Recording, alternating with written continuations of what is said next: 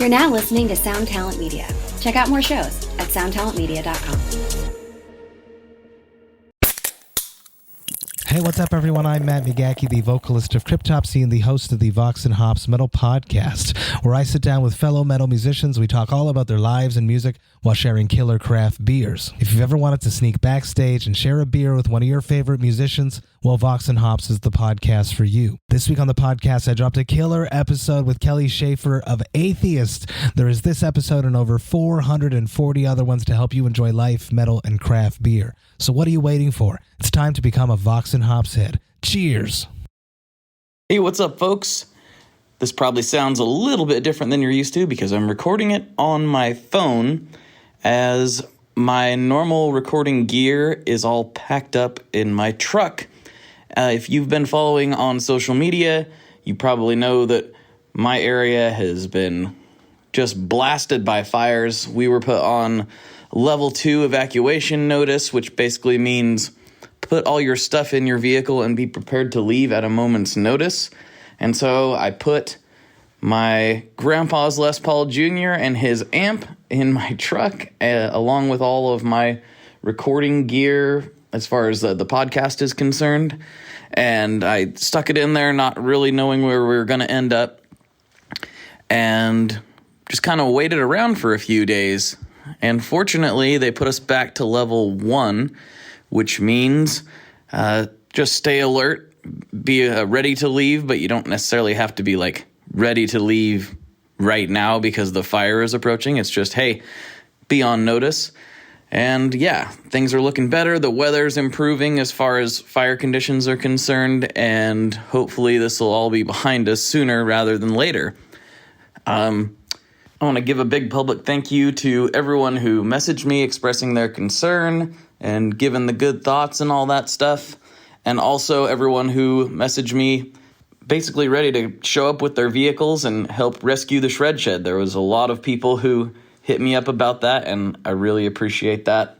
That means a lot. We were only able to really fit one guitar in, which is kind of crazy because one of the things I've said for years is if I could only take one with me, it would be Granddad's Jr., and we got to test that out in real time.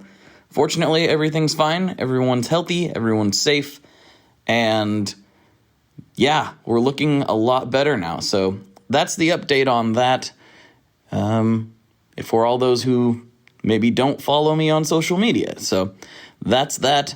And let's talk about happy stuff now. Well, I should say, I am happy that we're all good and nothing bad ended up happening with myself or my family. So we're not out of the woods yet, but we're looking pretty good. Anyway, on to today's show. Coming back for episode 200. This is crazy that it's episode 200 and I'm doing the intro on my phone. Weird. Anyway, we have Ariel Posen, who is a legend, and I'm super stoked to have him back on.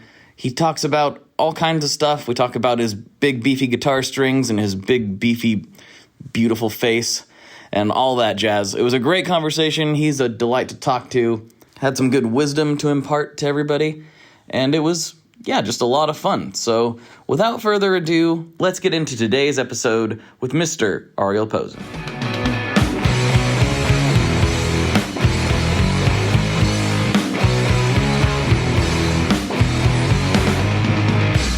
Hello, everyone. Welcome back to another episode of the Tone Mob Podcast, the show about guitar tone and the people behind it. I'm your host, Blake Weiland, and with me today, I have returning my buddy, Ariel Posen. What's going on, man? Hey, man.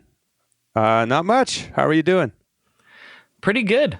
I just got back from Nashville, which was kind of a weird thing. I haven't obviously went anywhere this year. That was your first travel experience? That was my first travel experience, and it was solid. You know, I had the row to myself, and for most of the flights, I had all the room around me as well. So that was quite nice, although probably not all that profitable for the airline, but it was nice for me. When you say mostly had your own space, like, does that mean that one of the flights had someone right beside you?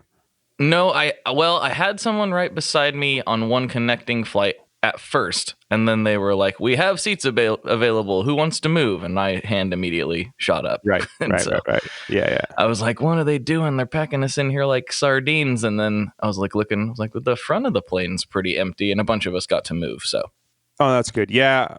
Well, the airlines are just everything's about the business, and they just they want to recoup all their losses, so they're just full on.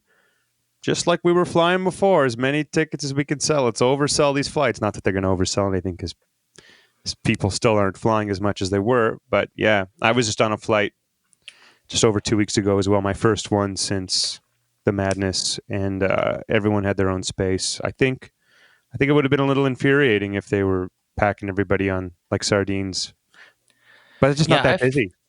I flew Alaska. But the one flight where they were packing us in there, for whatever reason, I don't know, maybe Alaska had to cancel their flight or something, but they ended up putting us on an American flight.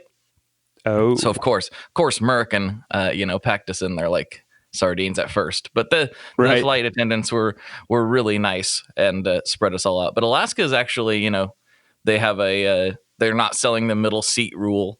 Oh, that's good. On a big plane, and a few other things that they're doing that I purposely flew with them because I was like, okay, they're actually still doing something. So, oh, well, that's good to know. Like I always fly. I mean, being in Canada, I'm always Air Canada, like just Star Alliance. So United or any of those companies, and I think they're all back to as many tickets as we can sell. No more middle seat rule, which is stuff you on, which is kind of unfortunate. But again, I've only had one travel experience in this whole pandemic time so far. So far so good. So you were in you were with Scott and the guys, right? I was down there. They're getting ready to move shop, and I was down there helping them prep the new shop for the new machines and stuff, which I actually did in the location they're in now as well. So just running pneumatics and running electrical and things like that to get it ready, so when they do make the move, it is as seamless as possible, and they can just drop things into place, fire things up, and rock and roll. Which it will never be that easy, but I tried my best to make it as close to that fantasy as possible. Right. Oh, that's great. I mean, I've been at their. I'm assuming it was their location, their previous, where they still are, just outside of city center there. Down that road in that cute little spot. It was pretty big, but that's all I've seen, and that was already, I want to say, 2 years ago.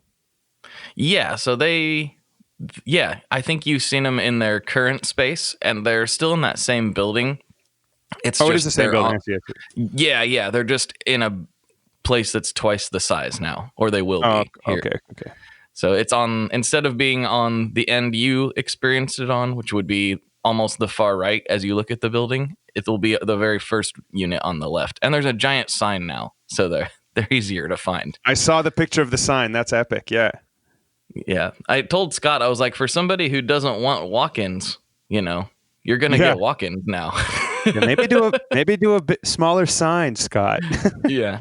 He's like, we'll see how this goes. I'm like, yeah, you're definitely going to get people knocking on the door because it's very visible. In fact, they posted something on Instagram. They reshared the video that I posted, and somebody was like, oh yeah, I work right across the street from there. I saw that going up. So it's already happening. And so it begins. Yeah, they were pretty incognito before, but you gotta step it up. You gotta start somewhere. That's right. That's a good move. Looks good. Yeah. You've been with them for how long now? I want to say I've been using their stuff. I think the first time I tried their strings 5 years ago, 2015. Oh, okay. So it's been a minute. Really early on. Yeah. Right from the early stages. That's cool. You've taken a journey together into the great beyond. Totally. Yeah. I just, those guys, I mean, Scott primarily, who I'm always dealing with, he's just such a nice guy, and he's down for the cause. He's always there to help when you're stuck in a pinch and you need something. He's always there to help you out. Whenever I'm in Nashville, he'll come out to a show. We'll hang out. always love to see him at NAMM. You know, he's just one of those. He's just a friend. He's just a good guy. He and is. good He's one of strings, the good ones. and he makes good strings, and that helps too. But really good guy. Yeah, NAMM. Wow. Speaking of NAMM, the last time you and I talked, you'd sent me a message I was like, "Who's sending me this message about the back of my head?" And I turned I around snuck and it up was behind you. Yeah. The old little sneak attack at the Fender Jam, whatever the hell that was. Yeah, Jam. I was billed to me as like it was going to be some sort of competition, but it was just like an epic concert. Yeah, I'm so glad it wasn't a competition. That would have been so weird. But it was. It was a very jammy kind of thing. Oh, it was Jam. No, not Jam Play. Jam Card. That's right. It was their kind of thing. Yeah. That was cool. Yeah, there was a lot. That was cool. That was a lot of like plugging your ears and yelling at each other, trying to have a conversation. So what's going on? How you doing? Well, Kenny Wynn Shepherd's just going? Like. Oh yeah, I didn't see him. I think I left before he played, but it was pretty epic. I like the setup with everyone kind of circling around the stage area and doing like the 360 thing. I think that's really cool. I guess that's the point. That was neat. They film it and it looks good on video. Yeah, that was really cool. That was a fun evening for everyone. Man, do you think we're gonna get to experience those things again? What's your take on it? Because I know you're an infectious disease expert. Yeah, I am. I am actually just of these last couple of months got my degree. Basically, I think it will, but it's going to be a while. I think we should expect at least another year or more. Yeah, seriously. You know, until and it's one thing for it to come back, and you know, if there's a vaccine and that passes trials and it's safe and everyone starts doing that, it's not going to go away. It's still going to be around. Therefore, those kind of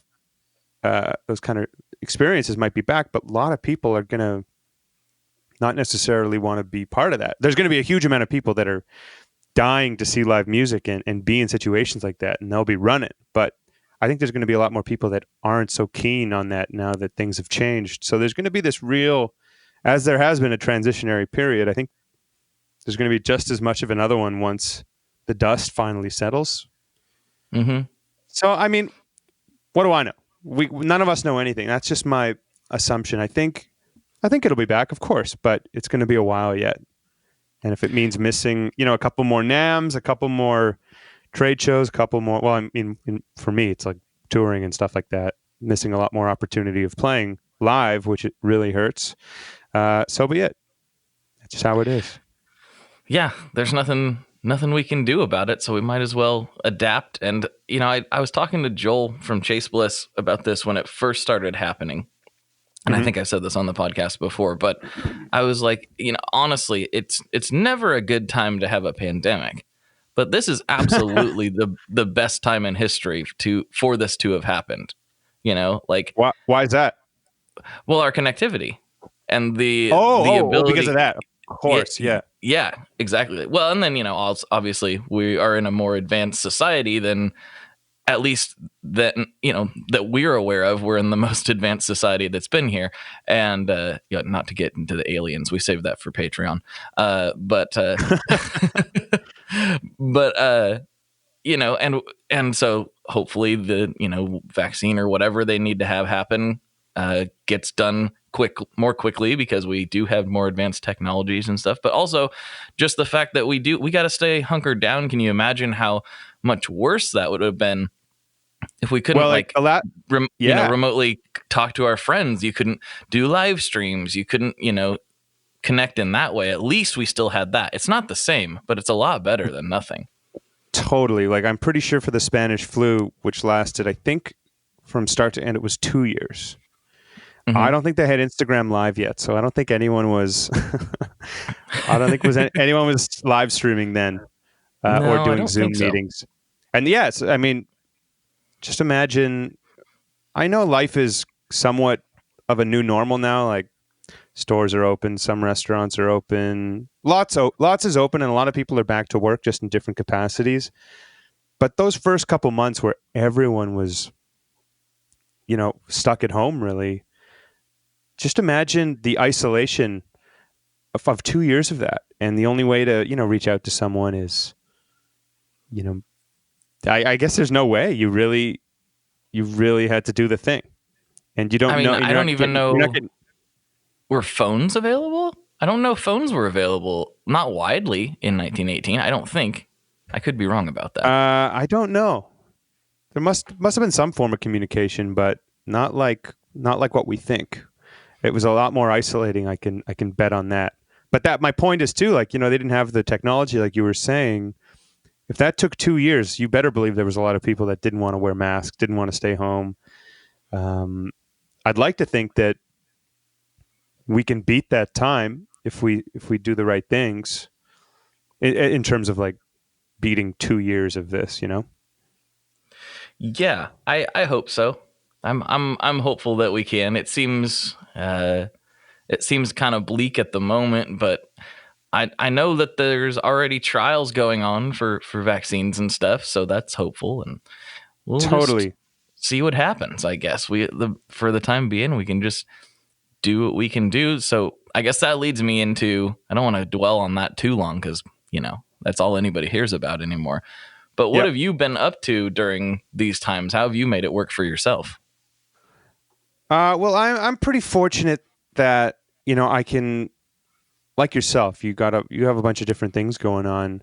Music for me isn't just going on tour and playing shows. I'll do a lot of Skype teaching, or I'll do a lot of sessions for people. I can just, I have a setup at home. I do some video stuff for people. I have a lot that can still keep me busy to a degree. And I've been working on a bunch of music, most importantly. So I've kind of had my hands full. There's days where it feels like I'm still very busy, and days where I feel like I'm retired. You know what I mean? It's hard to, the line is blurred. It all kind of seems, it ebbs and flows. But right when stuff started, I finished a bunch of touring, and it was the end of the cycle anyway. So my plan was to take March, April, a little bit of May off from any shows anyways. I was going to just hunker down, start work on this newer record, and just kind of relax a bit. And this happened. And, that first week or two, it was really cute when everyone was like, haha, well, all our stuff in March and April will just be moved to June and July instead now. I didn't have shows starting till June. So I thought, you know what? Nothing's really different for me. We'll get back to it in a couple months. And sure enough, it kept getting pushed back more and more. And then everything got canceled. And yeah, I was doing a lot of teaching, doing a little bit of writing, actually, working on this record of mine, doing a bunch of sessions for people. But most of all, I've just been enjoying being home and being in a routine, which is something I haven't done in years, being on tour all the time. You just feel better mentally and physically. And being home with family, it's just, I have definitely not taken this time for granted. There's a lot of it that I have really, really enjoyed, actually. And it's made me realize, and I can speak on a bunch of musicians that I know, we all miss playing, but there's a lot about touring and traveling and even playing shows that people are not missing at the moment. And this time away from it, has really made people realize kind of where their priorities lie and what's worth it and what isn't. So I think when we all come back to this and we start working again, some people are going to think twice about the opportunities that they're taking and that they're doing, because they're realizing, wait a minute, I was breaking my back just for this kind of thing. Now that I'm not doing 3-4 months of, I guess we're half a year already of pandemic. We're just oh man, I would never do something like that now that I've had so much time away from it. You know what I mean? Mm-hmm. So long story short, yeah, I've still had a bunch to keep my hands full. It's not ideal, and it's not the way I wish it was, of course. But I'm fortunate that I wasn't just playing shows on the road or locally. Because if that was all I did right now, and that used to be all I did, if that was taken away from me and I wasn't doing anything else, I would really, you feel that you lose that feeling of identity and purpose. And I know there's many, many people out there in that boat. So I'm really feeling for them. And I'm just trying not to feel bad for myself because everyone is in the same position. So I'm just trying to make the most of it. It's all we can do. Yeah, I think that's very well said. It's easy. I mean, right when this started happening, I definitely was like, oh no. Like, not just because it's a big scary pandemic, but I was also like, what am I going to do? Like, is this going to impact me negatively? Like, I didn't know. I was like, I think I'm probably going to have to go to work for Amazon or something because, got to pay the bills. Yeah, sure. But fortunately, I got busier than ever, which was not what I anticipated. And so I've been very thankful for that and very thankful for everybody's support during this time because, I haven't had a break. So, which is good. This is a good thing. I'm not complaining about it. I'm very thankful, more thankful than ever, honestly, to be doing what I do and keep chugging along on this internet thing. I'm about to make even more work for myself, and I don't know why I do these things to myself, but I'm not sure when I'm going to drop this episode, but this is the day before I embark on my 30 videos in 30 days journey for YouTube. And wow. I don't know if it's a good idea or not, but I'm going to do it anyway.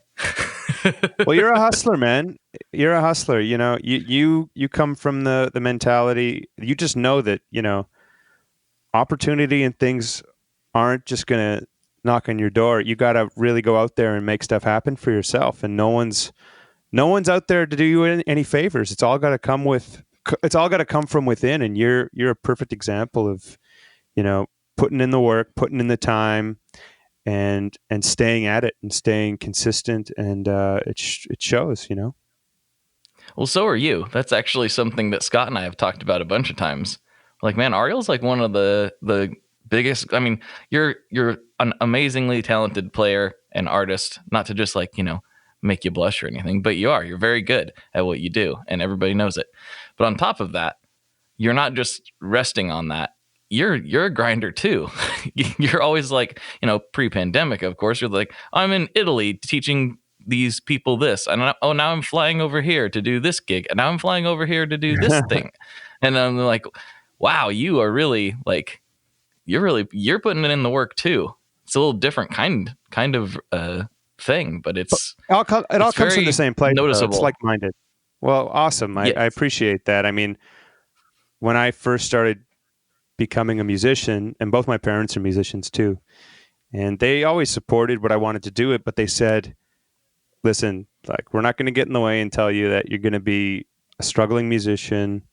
We support you. You do whatever you want, but just remember that if you want to work and you want to, success is a relative term. If you want to be able to me, success is just being able to do it and keep doing it at any kind of level.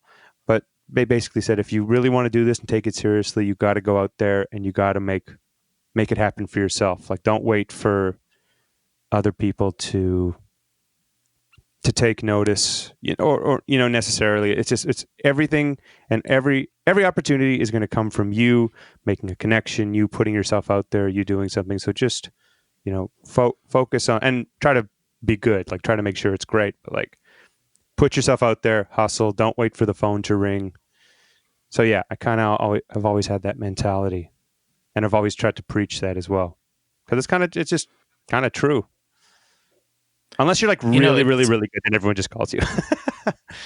I don't know. I don't know if that's, maybe not. I mean, when you get to a certain level, yeah, absolutely. But I still think there are very few artists out there that are like, well, I got really good at guitar or whatever their instrument is, and the next day I was world famous. Like, no, there's lots of excellent players that nobody knows about.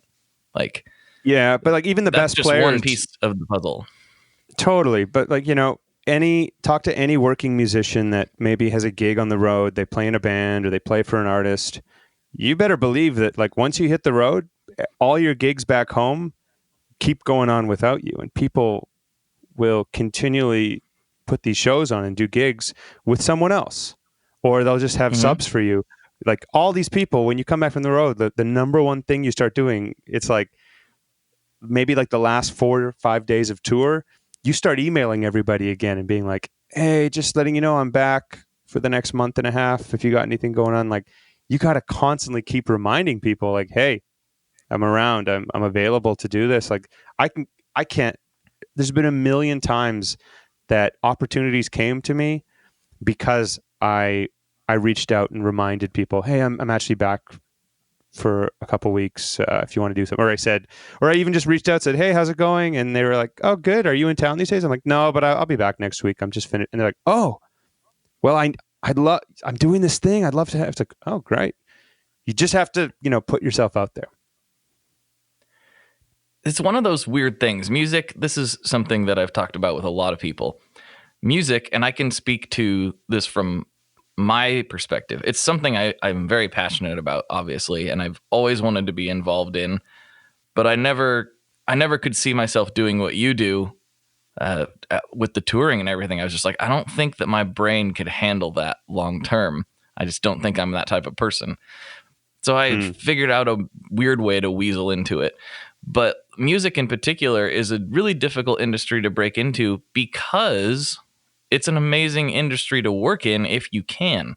If you can get into it, it's just very rewarding and it's very cool, and you get to do a lot of really interesting and neat things. And therefore, the supply of people that want to get into it is extremely high as well because of all those reasons. On the other side of the coin, there aren't that many people lining up to be underwater welders. And that is why that job is extremely high paying. And if you put in the time and have the skills to get into it, you can become an underwater welder, I think, easier than you could a really, not easier from a physical perspective, because it's one of the most dangerous jobs on the planet, but right. You could get into it. It's a more direct line. There's not that many ways to get into it. There's a way to get into it. And if you follow point A to point B to point C, you will become an underwater welder. With music, That's not really the case. I don't know if that made any sense, but that made perfect sense. The music industry is dense. Just musicians alone, dense. And there are different ways to come at it. There's different ways to be brought into a circle. It all starts with, you got to start small. You build a community, you build a network, and that grows. And in this day and age of the internet, it's never been easier to grow your circles. And obviously, if you travel a lot, you meet more people and you have more connections. But, a lot of people get into music. I'm talking specifically working in music. A lot of people go to school and they build a network through school and they start there. A lot of people might have just friends that are like-minded and they just play together and they eventually work their way into a scene. Some people just go to jams or open mics, play their songs and they meet people that way. Some people are brought in through family. Some people are brought in through, forums, like putting bands together and meeting people. There's so many different ways to get in. And there's no better way or wrong way. Like everyone's just got a slightly different path. And it's not about how you get there. It's just about getting there and making an impact and trying to work and stay working, really. That's the goal with music. Because not every gig is forever. You got to just go from the next gig to the next gig and keep looking ahead down the road and looking out for yourself. And no one said it'd be an easy job, but typically everyone that does it, we do it because we love it, not because, well, definitely no one is definitely trying to get rich playing music, but it's for the soul. Well, some people are trying to get rich because of it. Some people are trying, yeah. I don't know anyone, but some people are. I just don't know. I don't know them personally. It's a weird thing, because obviously the top 1%, do really, really well for themselves, to say the least. But that is the tippy top 1%. And almost none of those folks got there by accident. Right. Maybe right. there's I mean, one person who could say that, but almost nobody. yeah, I know for a fact, and I truly believe, a lot of people can be at the right place at the right time, and that can really make someone or break someone. It can really have an impact. But even the ones that had, the experience of being at the right place at the right time, they've all put the work in. They have been at it for years and years before we ever heard of them. You know what I mean? It's not like these. It's put in the media, and we're like molded to expect that any new person that comes on the scene or starts breaking out, it's like, wow, lucky them. They got their lucky break. They just start. It's like, fuck no, they've been at it for years and years and years, and people forget that it's not just talent, it's hard work, and that's what kind of gets everybody there, and it's a grind. So many people who we all love and respect, they struggled just like everyone else forever and ever and ever, and when they kind of got called up, they all the struggling kind of gets put behind, and no one really hears about that. It's just about the now and oh, look how great this person is. Yeah, this band is. It's like, yeah, you didn't think we were great when we'd go to, I don't know, Louisville and play to 4 people or, just stuff like that. It's important. I mean, without fail, like I can't remember who the last like best new artist I heard. I think maybe it was Margot Price. I can't remember. So whoever won like a best new artist, I like knew of the. I'm like, I've known of them for 4 years, and they've been doing it longer than that. So are they new? Like, what constitutes new? It's like 10 years to get to an overnight success type of story. That's the classic thing, right? Exactly. It was really interesting. Like Chris Stapleton's a good example. He is huge now. And I was playing. We were doing the Cayamo cruise in January of 2016. And for those that don't know what Cayamo is, it's like an Americana roots festival on a cruise ship. So it was like Casey Musgrave, Jason Isbell, John Prine, John Hyatt, Chris Stapleton. It was like a stack. Sounds amazing. Line. It was amazing. And Stapleton had just basically blown up that November. That's when the CMAs happened with Timberlake and all that stuff. I don't know if you remember that. I do. You saw that? So he had his album out already, Traveler. And he was touring a lot of the places that we were doing as well. I'm saying this is when I was playing with the Brothers Landers. Like small rooms. He would be doing the exact same thing. And suddenly this thing happened, and he just kind of erupted. And first of all, a lot of people don't know. They probably know now. Is like he spent most of his career, in struggling bands and just being a songwriter. So like 9 to 5 writing songs every day. And then this happened, and it was really interesting to see him on the Cayamo thing because got to chat with him, got to chat with his family because there was like this artist room that no one went to that had private eating if you wanted and a ping pong table. So we'd be there all the time. And he'd go eat there with his family, his in-laws. And they were all really nice. They were all just kind of going through the motion of, wow, it is kind of changing for us. And it's kind of changing really fast. And we're holding on to the rail and we're just going along for the ride and seeing what happens. And sure enough, few months after that, he was already, that summer, I think he was already playing some arenas and huge amphitheaters, and it was just blowing up and growing and growing. It was just really interesting to see someone who's been working hard at it and struggling, who still has that same head on their shoulders, starting to see the payoff kind of happen. And yeah, it's kind of a beautiful thing. Is he as cool as he seems like he is? He seems like the coolest guy to hang out with. Yeah, I talked to him for just a few minutes, and yeah, he's exactly, if you've ever seen an interview, he's just him. There's no act. I love it. And yeah. He is phenomenal. I mean, that's a guy who definitely deserves everything that he's experienced lately. Because yeah, he's been at this a long time, a very long time. Totally. And you know what? And all those other names I listed, I mean, you better believe they've all been at it for so long before they blew up too. Everyone has. It's just that's the difference between style and substance. You know, some people will kind of blow up because they're following some kind of trend right now that works really well, and it'll kind of fade pretty fast. And the other side of just putting the work in, really developing who you are and your craft, that sticks around forever. You know, you put the work in, you put the time in, and it'll work for you. It's got its own legs, you know? So we've talked a lot about your experiences and like just working, basically, just put in the work. Through all this, I'm sure you've learned some things though. Like what are some things that you experienced that you would caution, you know, up and coming musicians against, or like some things that you fell into that maybe didn't work out the way you thought, or just any general advice?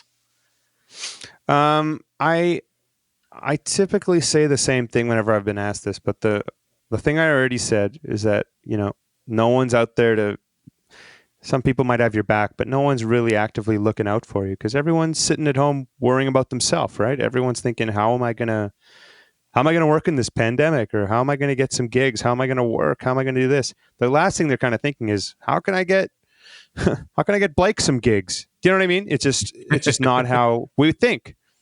We all think for ourselves. So like, you know, put focus to that and think of any way to get out there, you know, even if you don't feel like going out. This is obviously non-pandemic times, but like, you know, maybe you don't want to go to that jam. Maybe you don't want to go to that open mic, or maybe you don't even want to go see that band playing that your friends are saying, but you never know who you might meet. You really might hit it off with someone that has a good connection to this, or that is trying to start their own band or opportunity, and it could really lead to something. And you will never know or what could happen if you don't go. And I had one other thing, and it's kind of escaping me right now. One sec. Yeah, in making things happen for yourself, hustling is the most important thing. And just as important as playing well and being good at what you do, you just got to be nice. So much of being a musician is the social aspect, you know, hanging out at rehearsals, hurry up and wait at a gig. You're just hanging out all the time. And don't get me started on touring. You're sitting on airplanes, you're sitting in vans, you know, some of you are sitting on buses. Most of the day is hanging out. Only 1.5 hours of the day maybe is spent playing a show. The rest is just hanging out. So you got to make sure you treat everybody with respect and just be a person that everyone else wants to be around. Because chances are you may not be the best player, but you might be a really nice person. The guy next to you or the girl next to you might be the best player in the room, but not really a kind person. You better believe you'll probably get that gig just because you're showing that you're professional, you're keen, you know, you're wanting to be there, and you're just respectful and you're a nice person. So those things really go a long way for sure. I think that actually applies to most professions, if I'm being honest. I know that, I bet. Yeah. So I think I've told this story on the podcast before. I don't remember for sure if I have, so apologies if this is a repeat for people. But back in the 2008 financial crisis, I was working for a Caterpillar dealer, and What? it was a job. Yeah. Oh yeah. I was a mechanic for a long time, and then I worked in the oil industry, and now here I am. So that's the condensed version. But yeah, I worked in as a Caterpillar mechanic, and I was one of the more junior guys there at the time. And they obviously were experiencing a huge decline in sales and work, and they were laying people off. And it kind of came down to, I only know this because I found out later, but it came down to me and another guy who we basically got hired at the same time, whether, who was going to go and who was going to not. Now, technically, he'd been there a little bit longer than me, like maybe like a week. So he technically had seniority, but he was also a jerk. And so he got let go and I stayed on, which I'm, was thankful for, obviously. And I don't wish ill will on that guy, but that's what I found out later. I didn't know why he got let go and I didn't, because I just assumed it was going to be me. But like talking to the boss a few months later, I was like, hey, what was the deal there? We both have about the same skill level, blah, blah, blah, blah, blah. And he's like, well, nobody liked him. So yeah, there you go. I think that applies. All that to say, I think that applies in everything. So just be cool. Just be cool. Just people. be cool. Just be nice. To the best of your ability. To the best of your ability. I know it's hard, especially right now. There's always going to be that seem to make it work and slip through the cracks, and just people don't see them the way that everyone else sees them, so to speak. Like the important people don't really see it. Though there'll always be those people, but just, all you can do is you can't control others, and you can't shape how others are going to be. You can only do that for yourself. So don't worry about everyone else and don't compare to how they are. Just like focus on you. The more you worry about your own trajectory and your own progress, the farther you'll get than if you're just worrying about what everyone else around you is doing and how they're doing it. Just stay on your path. And that too applies to everything, not just music. Yeah, definitely don't spend too much time comparing yourself to other people, because you'll just make yourself crazy at that point. It just totally. But it's the most normal thing to do. It's like you can't. It is. No one can help but do that, especially with the internet. Everyone makes a mountain out of nothing. Like, oh, look at this opportunity today. It can literally. My point is that it could literally be nothing, but people have a way of spinning it to make you feel like you're having a lesser of a day or of an experience than they are. And, people don't want to see someone that is always constantly looking around their shoulder, seeing if people are looking at them. It's just people want to see driven, focused people that are just eyes forward and moving forward. That's all that matters. It's so hard. You're right. It is the most human thing to do, is to compare yourselves to others. And social media has made that easier than ever and more accessible than ever. That's one of the downfalls about it. But I think it's important for everybody to remember that, and myself included, like, I'm not going to post about, the negative things that are happening to me on there. And it's not because I'm trying to give a rose-colored glasses viewpoint of the world. It's because nobody wants to hear me complaining. Nobody cares. Like, that's my problem. Deal with it. You know what I mean? But of course I'm going to post the cool stuff so that people can see that this is possible. That's really what it is for me. It's like, these things are possible. If I can make these things happen, you can make these things happen too. Because I'm just a dude who talks to people on the internet. And sometimes things work out pretty cool. So just keep grinding. Yeah, man. It's all we can do. Just keep grinding. So we haven't talked about what we were supposed to talk about. So let's talk about what we're supposed to talk about. You got a new single coming out. Yeah. Yes, I do. Tell me more about it. Yeah. Well, I don't know when this is coming out, but I'm assuming it's out already.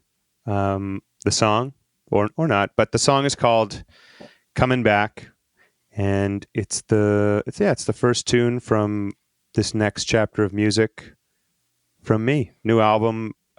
Really excited about it.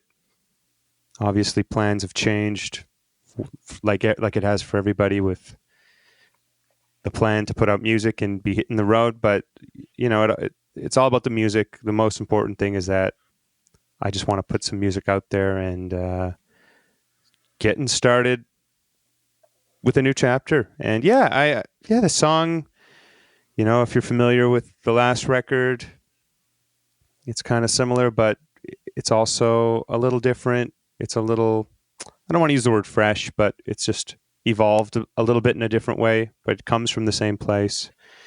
I just wanted to put out something that was different and a song that no one has heard yet. A few songs I recorded, I've been playing live for the better part of a year and a half or so, and this is one of them that has not been performed. So I just wanted to make sure it was all brand new? Well, I was really enjoying it. I thought the lyrics were pretty cool, and I haven't showed it to my wife yet, but I have a feeling she's really gonna dig it because Well, I don't know. I'm always Yeah, happy she's. when it passes the wife test. I think it's going to. I'm gonna show it to her later today.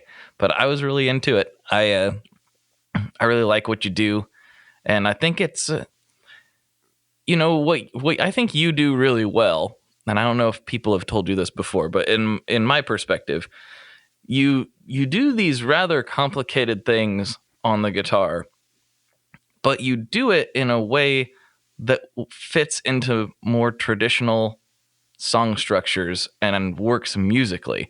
Some people are just shredders, and that's awesome, and it just blows guitarists' minds, but it doesn't necessarily work in a more traditional or even a pop context the way your Right. guitar work does. I know you can get crazy if you want to, but it always just the playing serves the music very well, and I think that's what you do that's unique to you. And I can't really think of very many other players that do that as well as you do. So good job. Well, thanks, man. Thank you. I mean, I definitely could. There are millions of other great musicians who come from the same mind of, serving a song. I'm happy to be, if I can be a small part of that. So I do appreciate you saying that.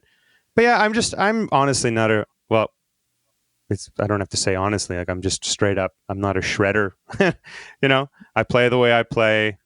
And I just like songs more than playing in terms of recorded music. I don't necessarily. I mean, I used to listen to a lot of instrumental music and specifically guitar music, but it's just not where my head's been at these days. So I like songs, and a lot of people know me as a guitar player, and I want to make sure they're happy. If they're not as much lyrics or singing or melody kind of people, at least throw them some kind of guitar bits. But most of the guitar playing I like to save for live shows, because so much of it is in the moment, interacting with the band. For record, like on the records, I like to just keep it pretty civilized. There's a lot of time spent to the sounds and the parts and the playing, but just not too much of anything, so to speak. Just less is more, so that when it does happen, hopefully there's a bit more impact than it being on 100% of the time. What is your rig looking like these days? Like, did it change at all for this upcoming record? Lots. I used a lot of different stuff and a lot of the same stuff. For the amp, I used the exact same 2-rock traditional clean for the entire thing. There's one song I don't want to give too much away, but I used something else because I was running. It was actually more of an acoustic setup.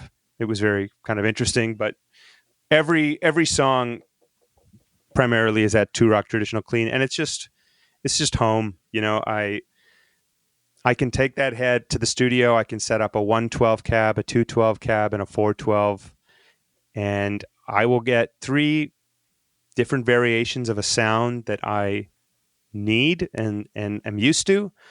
And it's not just one sound. I can pull so many different things out of that one platform, and that's the important word, is that it serves as like such a great platform and base to do so much other stuff. So with pedals, I have my recording studio board with a bunch of stuff that I would really never use live, just because it's way too complicated, and I need to really just sit there and dial something in, use it, and then be gone with it.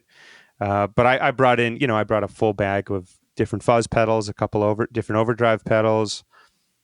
Yeah, I try to always switch it up and always try to find new sounds. And I'm not pushing barriers, of course, but I can only, like I said, I'm only comparing to what I've previously put out. If I've used a lot of overdrive and tremolo and big reverbs and fuzz pedals, I'll do the same, but I want to make it different.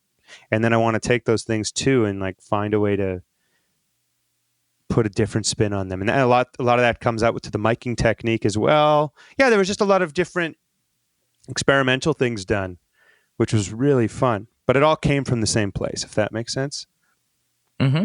But that didn't answer your question, though. What's my rig? Yes. Well, for this song, yeah. Go For this go song with this song. specifically. Yeah. So it's the 2-rock. Right out the gate, there's these 2 tracks playing these pretty clean chords, and I think it was the Jazzmaster and the Sir together. And all the clean stuff is primarily those guitars. The overdriven fuzz bits, that was all my mule, actually. The Posen caster, if you will, the Strato mule. And that's all I use on this song. So the fuzzes would have been the Kingtone Mini Fuzz and the Dan Drive. I think it was the Equatus. So I just switched between them and tried to get different sounds. And I was either running, for the cleaner stuff, I was running my signature broadcast pedal, the AP broadcast. And then for the dirtier stuff, I was running a Duelist with those fuzz pedals. Always have an overdrive on after the fuzzes. I'll almost never use the fuzzes just on their own. And that was primarily it. Amp reverb, yeah. Sorry, there was one more thing. The tremolo was from my Victoria Reverberato, which is I always use for recording as well. Sorry, go ahead. Didn't mean to interrupt you. No, good. I'm glad you mentioned that because I was going to ask you because I could hear that. It's like, what? There's tremolo on there. But There we go. That's what that is. But tell me about the difference between the standard broadcast, which I've played before, and I don't have any idea why I don't own because I really love that pedal, and your version. What are the differences there?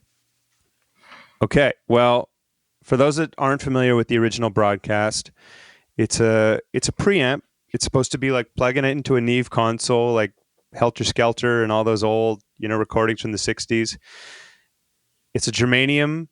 Basically, it's like a germanium overdrive pedal. You can really push it and get some fuzzy kind of sounds with it. You can get some slightly overdriven, low gain sounds. And I'm a huge user of that pedal. I've always loved it. And I just wanted to do something different and simpler. So rather than volume, gain, low cut, and what's the fourth? Oh, and then there's a knob that you can go from it's 2 channels. So you can go the normal channel, or you can go to it engages another drive, so it gets really distorted. So I never really used that. So I wanted to do it much simpler. So it's just volume, gain, and a low cut switch. So you can turn it on or off. Gotcha. And it's silicon. So to me, it's a bit more smoother. It's a bit warmer, and it just works great. It can do a really low, broken up clean sound. It can do a medium overdrive, and it can do the fuzz thing. And if you open up the back and mess with the trimmers, you can get some of that broken battery type sounds. You can get it really clean. You can run it at 9 volts, or you can run it at 18 or higher. I think you can go up to 24. I might be wrong about that. But if you want more of that headroom, you can get it. Or if you want it compressing earlier, you can get that too. I know I'm biased, but it is a really good pedal. You could use it on keys. We've used it on some bass stuff. It's pretty amazing.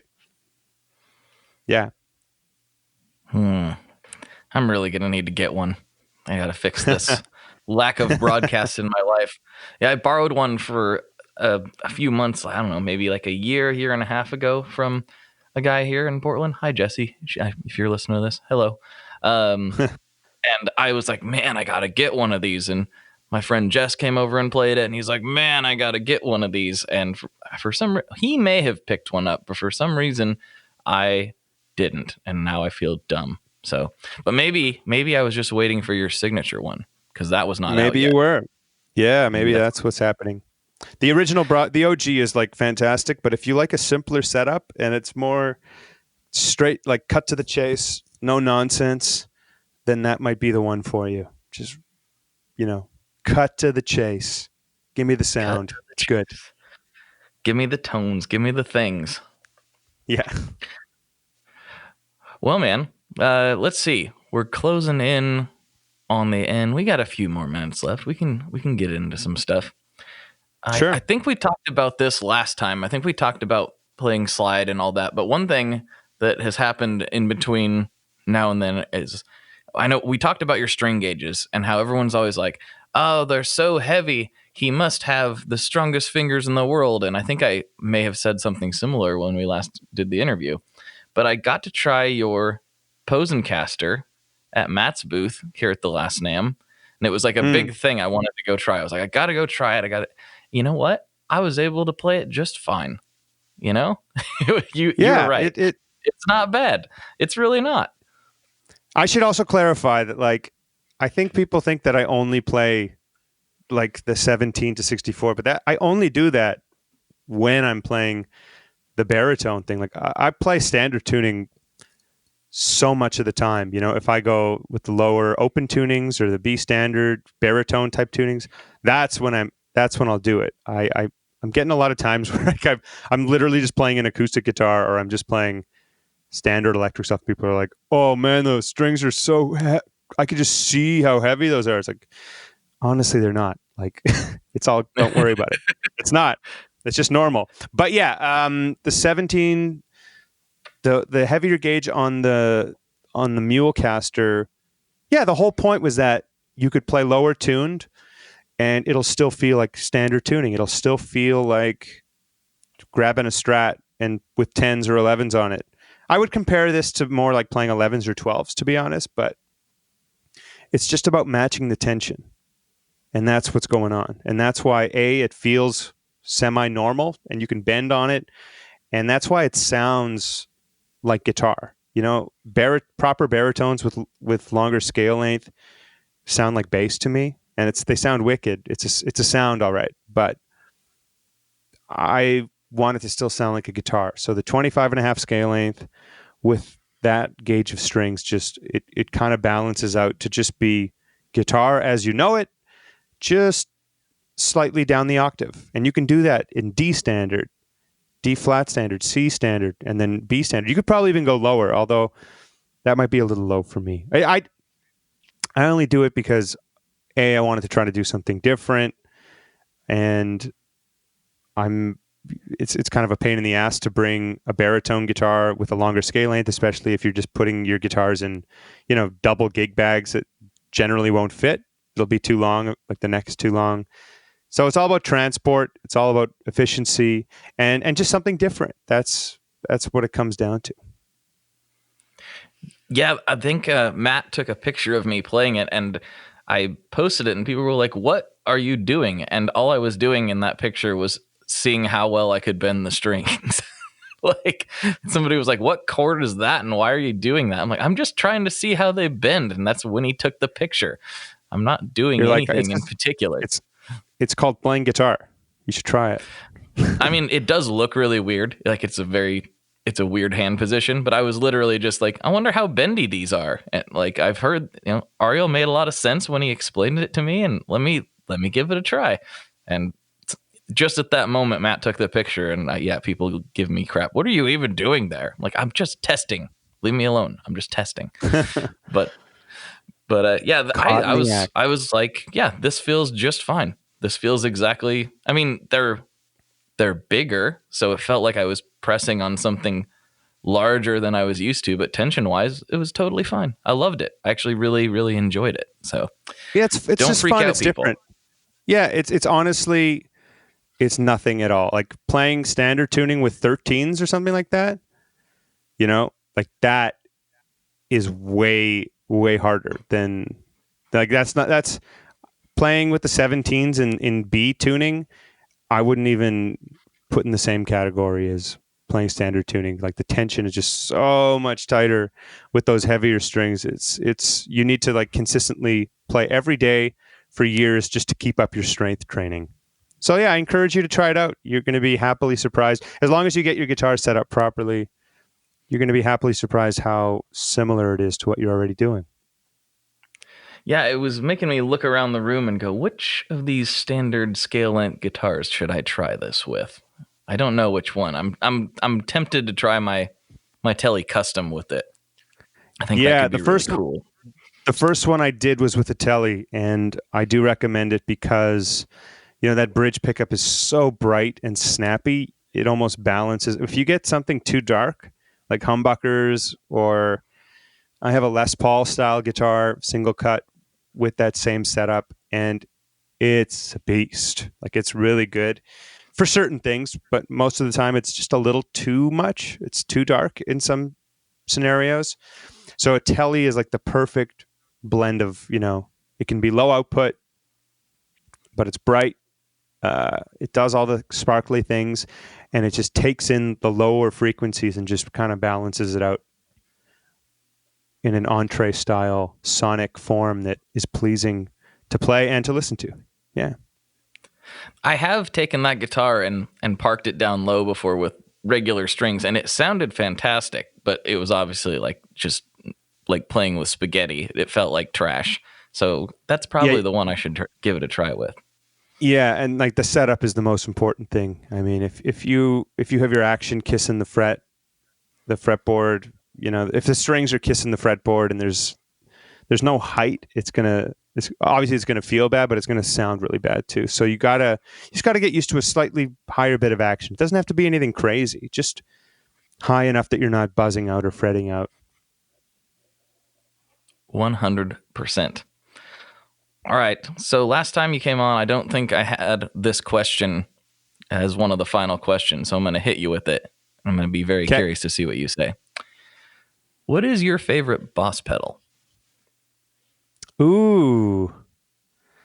Well, my first ever pedal was the orange one, the overdrive one, or the super distortion, or what's the orange one? The DS one?